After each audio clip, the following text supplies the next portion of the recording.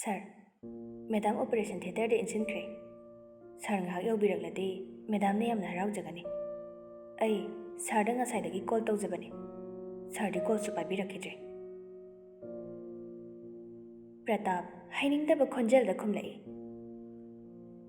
Phare, kakana hospital da pukhatpirambado. Ado aise office da aruba meeting ama leire. Tangai phadana yaudaba yadraba. Kakana yengsinbiba khare yengsinbiro. Paisa di thoidokwa awatpa leiramna khale. Leirabasu hekta haibiro kakana ingonda. Modu paukhum pige haiduna wa khara haijage tawbane. Adubu Pratap tu phone do pat kakhibane. Modu Pratap na tawriba mawongduda nungaijadana mabukningda khali. Oh, Madam, nangi naraibakse onthoknasu thikreda. Nupi oibigi khwaidagi luraba tanphamsida mahaki mapuroibana phawba manakta lepidrabada. Kanagi nupigi thamoina penchagane haraujagane. Onthokpanida, Madam nangi naraibakse. Laipaki thaupure, officer oire, awatpa amatta leite, haibadani ratana. Mabukning pena, haraujana, nokjaba phangjadribini. Mapuroibagi, manemgi, makugi, minungsi phangjaraktrabi ratana, maraibaki nikhanna, madong khangjarakibani. Asuk kuiba matam ase, kalen thagi leibak leigumna, akhang kanbigi saklon lauduna. Matam pumbada, Ratanabu senabireba modu, Ratanagi driver ni. Ratanagi mapamlomdagi, leikaigi makhura singni. Ratanana leisaringaidagi hauna, Ratanagi mapaibungo, noyol sanagi driver oina, leiraklabani. Mabukjal singba ahalni. Ratanagi haukiba punsida, mahaki kaka moduna, mateng kaya pangduna dalaklibani. Asumna, matamdu ngahak haujinkre. Operation Theater ki mapanda thariba, phamduda, modu phamduna leiri. Ratanagi mapaibungo noyol sana, mamaibe matharo sijasu, machagi paudu taraduna, hospital yauragli. Noyol sana, ipa pakhatna, modu do onsiladuna hanglai. Hey, modu, nachanupigi phibam kamdokre. Doctor nadi kari haire. Modu, mayamung noyol sanada, tapna paukhum pijarai. Karisu thoidokpa tawdriyabu. Manungda insinkri. Doctor singna ngasaidi kochen chenduna hotnakri. Ratanagi mamasi tharodu nupa mayumgi mi kana udabaduda mabukning nungsiraduna hairai. Kadai Pratapti udena.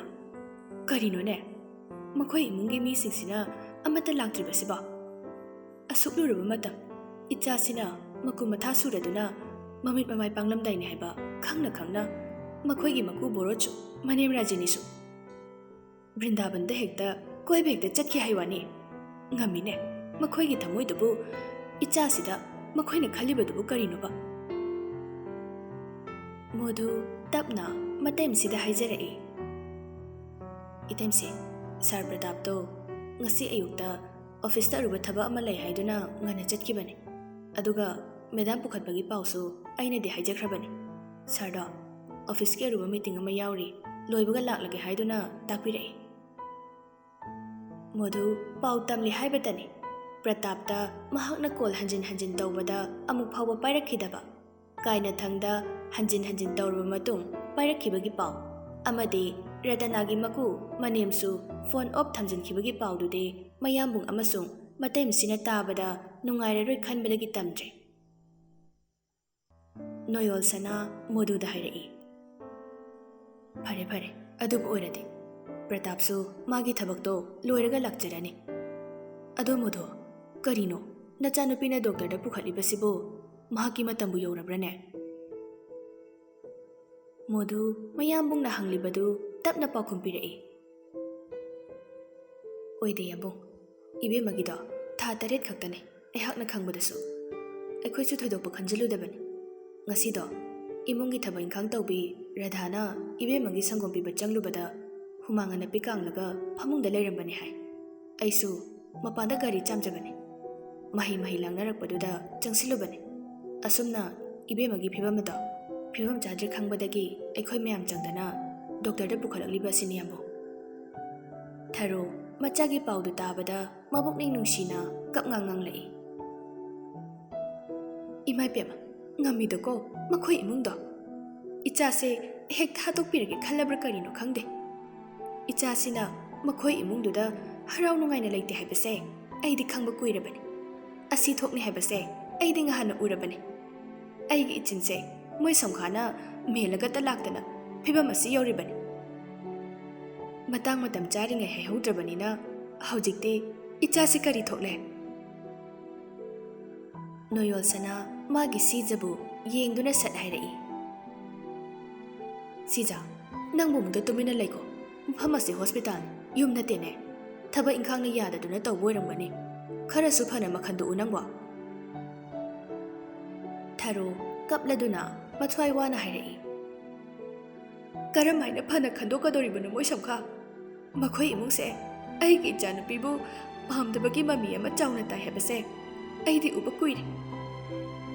Nate icha se makhoina mamo oijarage haiduna haijarabani. Aikhoina makhoida nampu sapuda icha sibu thajabadi natedana. Noyol sana mahaki sijana ngangli saklibadu thawaina tasindana chamamna hanglai. Amukta ngaikho se sija nangi dharnado amukta lepko karino aina gyan mamba ma leirin hei. Ibe magi tha taret hairisibu karino matam chadana ngang unabasibu thoknabrani sija. Tharo tapna khumjarai. Moi samkha adugi budi tha taredasu angang poe tha mapaldasu poe tawbadabu tha nipalda pokpade soigan ngamgali haidana ahal singna haiba wasu laiye. Ibe magise aisu khanghaudre mana so ingonda wari sadabani aina hangluba natana I pause kaya phaunadabani. Noyol sana mangak nomladuna oh phare adudi ado sija ichagi operation budi hokre ado soida ngamdanaba hailei kabokna jingbo porakpado adu amda kathoklodana.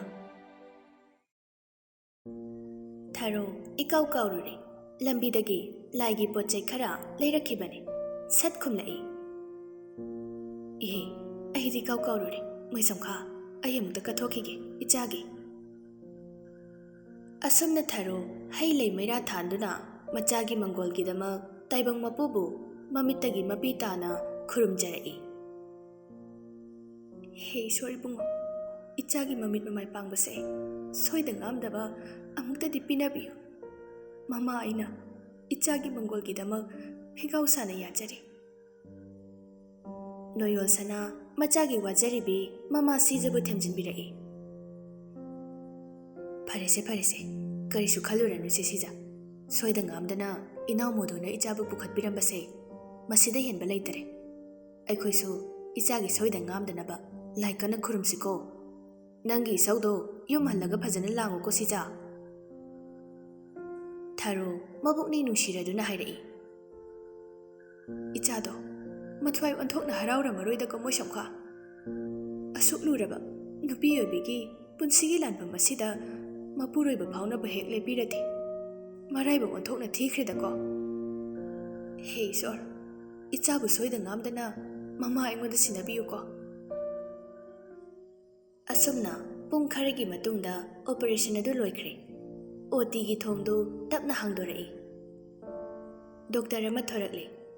Doctor adu ubada Noyol sana amadi Tharo chensilaktuna machagi mapau hangjarai. Doctor ichagi phibam kamdorabage ekhoidamukta takpiyu. Doctor adu harauna ahal ani tuda khumlai.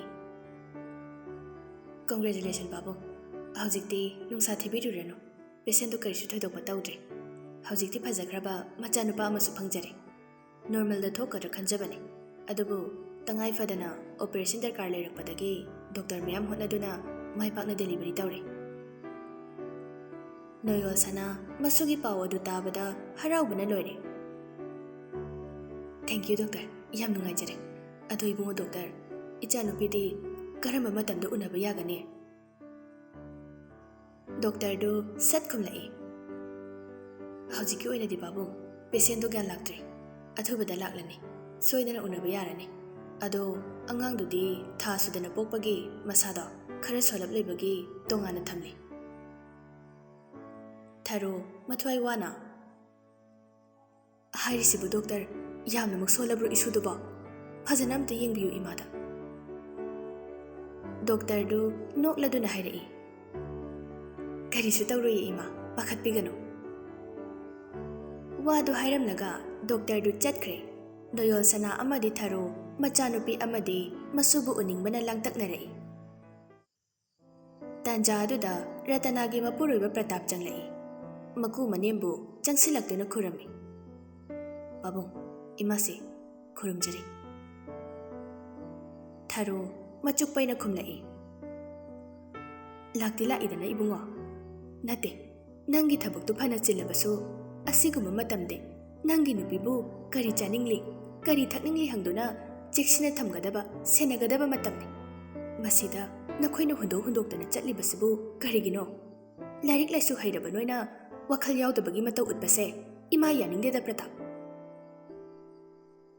ꯄ꯭ꯔꯇꯥꯞꯅ ꯈꯨꯝꯒꯦ ꯍꯥꯏꯗꯨꯅ ꯇꯧꯔꯛꯄꯗ ꯃꯀꯨ ꯅꯣꯌꯣꯜ ꯁꯅꯥꯅ ꯐꯠ ꯍꯥꯏꯔꯛꯏ, ꯐꯔꯦꯁꯦ ꯐꯔꯦꯁꯦ, ꯏꯃꯥꯒꯤ ꯊꯕꯛ ꯑꯆꯤꯟꯕ ꯂꯩꯕꯩꯅꯤ ꯍꯥꯏꯕ ꯑꯩꯈꯣꯏꯁꯨ ꯅꯪ ꯀꯀꯥ ꯃꯣꯙꯨꯅ ꯇꯝꯕꯗꯒꯤ ꯇꯥꯔꯦ꯫ ꯊꯕꯛ ꯍꯥꯏꯕꯁꯤꯗꯤ ꯊꯕꯛꯅꯤ, ꯇꯝꯕ ꯉꯝꯕ ꯅꯠꯇꯦ꯫ ꯐꯔꯦ ꯐꯔꯦ, ꯏꯆꯥꯅ ꯌꯧꯔꯛꯄꯁꯦ ꯌꯥꯝ ꯐꯔꯦ꯫ ꯑꯣꯄꯔꯦꯁꯟꯁꯨ ꯂꯣꯏꯔꯦ, ꯅꯆꯥꯅꯨꯄꯥ ꯐꯖꯕ ꯑꯃꯁꯨ ꯐꯪꯂꯦ꯫ ꯑꯗꯨꯕꯨ ꯏꯕꯦꯝꯃꯗꯤ ꯒ꯭ꯌꯥꯟ ꯂꯥꯛꯇ꯭ꯔꯤ ꯍꯥꯏꯔꯝꯃꯤ ꯗꯣꯛꯇꯔꯅ꯫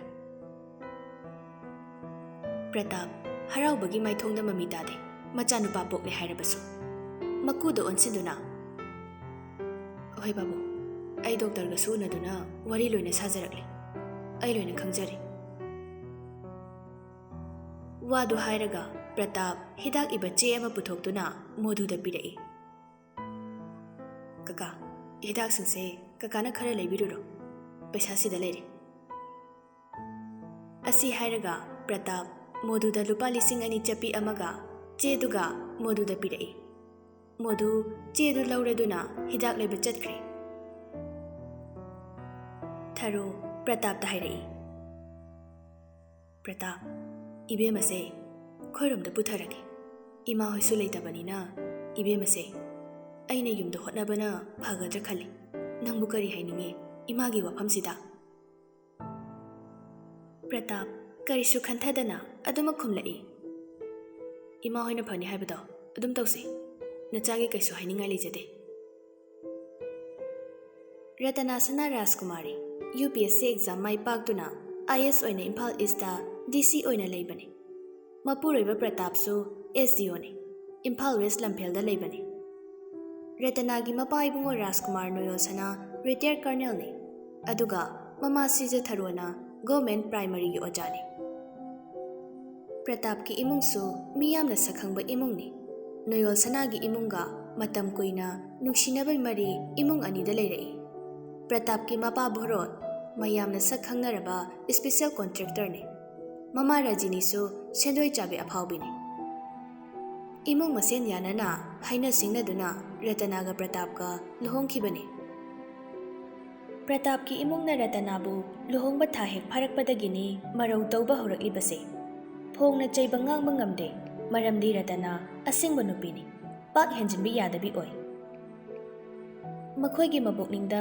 ꯔꯇꯅꯥꯕꯨ ꯌꯥꯗꯕꯗꯤ ꯈꯝ ꯊꯦꯡꯂꯕꯅꯤ꯫ ꯃꯍꯥꯛꯅ ꯍꯦꯛ ꯄ꯭ꯔꯦꯒꯅꯦꯟꯠ ꯑꯣꯏꯕꯗꯩꯅꯤ ꯃꯍꯥꯛꯄꯨ ꯏꯃꯨꯡ ꯑꯗꯨꯅ ꯃꯤꯔꯥꯏꯕ ꯍꯧꯔꯛꯈꯤꯕꯁꯦ꯫ ꯀꯅꯥꯅꯁꯨ ꯍꯟꯅ ꯌꯦꯡꯕꯤꯈꯤꯗꯦ꯫ ꯔꯇꯅꯥ ꯃꯊꯟꯇ ꯉꯝꯅꯕ ꯑꯗꯨꯝ ꯍꯣꯠꯅꯖꯔꯛꯈꯤꯕꯅꯤ꯫ ꯍꯥꯏꯅꯕ ꯂꯩ, ꯏꯐꯨꯠ ꯆꯥꯝꯃꯗꯤ ꯃꯦꯟꯕ ꯉꯝꯃꯤ, ꯃꯤꯆꯦꯟ ꯍꯥꯏꯕ ꯃꯤꯒꯤ ꯆꯤꯟꯁꯤꯗꯤ ꯀꯅꯥꯅꯁꯨ ꯊꯤꯡꯕ ꯉꯝꯗꯦ꯫ ꯂꯨꯍꯣꯡꯕ ꯀꯨꯏꯗ꯭ꯔꯤꯉꯩ, ꯔꯇꯅꯥꯅ ꯂꯩꯁꯥꯔꯤꯉꯩ ꯂꯨꯍꯣꯡꯗ꯭ꯔꯤꯉꯩ ꯃꯃꯥꯡꯒꯤ ꯄꯥꯎ ꯖꯥꯠ ꯖꯥꯠ ꯀꯌꯥ ꯄ꯭ꯔꯇꯥꯞꯀꯤ ꯏꯃꯨꯡꯗ ꯇꯥꯔꯛꯈꯤ꯫ ꯔꯇꯅꯥꯁꯨ ꯂꯨꯍꯣꯡꯕ ꯊꯥ ꯍꯦꯛ ꯐꯥꯔꯛꯄꯒ ꯄ꯭ꯔꯦꯒꯅꯦꯟꯠ ꯑꯣꯏꯁꯤꯜꯂꯛꯈꯤꯕꯅꯤ꯫ ꯇꯥꯈ꯭ꯔꯤꯕ ꯄꯥꯎ ꯑꯗꯨꯒ ꯄ꯭ꯔꯇꯥꯞꯀꯤ ꯊꯃꯣꯏꯗ ꯔꯇꯅꯥꯕꯨ ꯆꯤꯡꯅꯕ ꯑꯁꯨꯝ ꯍꯦꯜꯂꯛꯈꯤ꯫ ꯉꯁꯤꯅ ꯃꯇꯝ ꯁꯨꯗꯅ ꯑꯉꯥꯡ ꯎꯅꯕꯒꯤ ꯍꯣꯁꯄꯤꯇꯥꯜꯗ ꯄꯨꯈꯠꯂꯦ ꯍꯦꯛ ꯇꯥꯕꯗ ꯍꯦꯟꯅ ꯄ꯭ꯔꯇꯥꯞꯀꯤ ꯃꯕꯣꯛꯅꯤꯡꯗ ꯔꯇꯅꯥꯕು ꯌꯥꯅꯤꯡꯈꯤꯗ꯭ꯔꯕꯅꯤ꯫ ꯍꯥꯟꯅ ꯆꯤꯡꯅꯔꯤꯉꯩ ꯃꯊꯛꯇꯨꯗ ꯀꯅꯥꯅ ꯆꯨꯝꯂꯤꯕ, ꯀꯅꯥꯅ ꯂꯥꯜꯂꯤꯕ? ꯑꯁꯨꯝꯅ ꯉꯥꯏꯍꯥꯛꯀꯤ ꯃꯇꯨꯡ ꯅꯔꯁ ꯑꯃ ꯊꯣꯔꯛꯇꯨꯅ ꯃꯌꯥꯝꯗꯨꯗ ꯍꯥꯏꯔꯛꯏ, ꯃꯌꯥꯝ ꯀꯩꯒꯨꯝꯕ ꯑꯝꯇ ꯍꯥꯏꯖꯒꯦ, ꯀꯩꯅꯣꯅꯦ, ꯄꯦꯁꯦꯟꯗꯨ ꯒ꯭ꯌꯥꯟ ꯂꯥꯛꯂꯦ, ꯎꯅꯕꯤꯕ ꯌꯥꯔꯅꯤ ꯇꯧꯕꯇꯕꯨ ꯃꯤ ꯌꯥꯝꯅꯗꯤ ꯆꯪꯕꯤꯒꯅꯨ ꯇꯉꯥꯏ ꯐꯗꯕ ꯃꯤ ꯈꯛꯇꯪ ꯆꯪꯕꯤꯌꯨ ꯑꯁꯤ ꯍꯥꯏꯔꯝꯂꯒ ꯅꯔꯁ ꯑꯗꯨ ꯆꯪꯈ꯭ꯔꯦ